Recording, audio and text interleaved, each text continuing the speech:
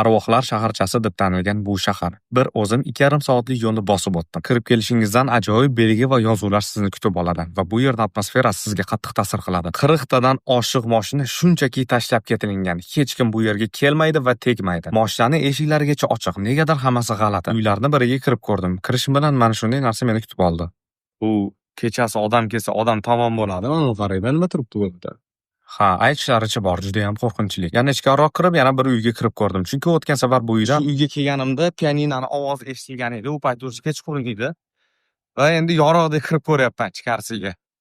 Shahar juda ham katta va hamma narsa shunchaki tashlab ketilgan. Odam hayron qoladi va men uyning ichkarisiga kirdim. Negadir shunaqa joylarga kelsam, meni qulog'imga narsa eshitiladi va men ichkariroq kirishga harakat qildim. Yotoqxona va keyingi xonalarda hech kim yo'q va men tepa qavatga chiqib ko'rdim.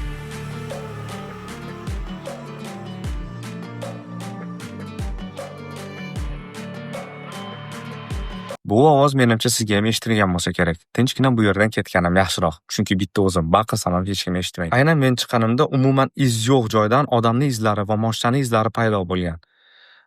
Kerak emas. Men bu yerdan ketdim.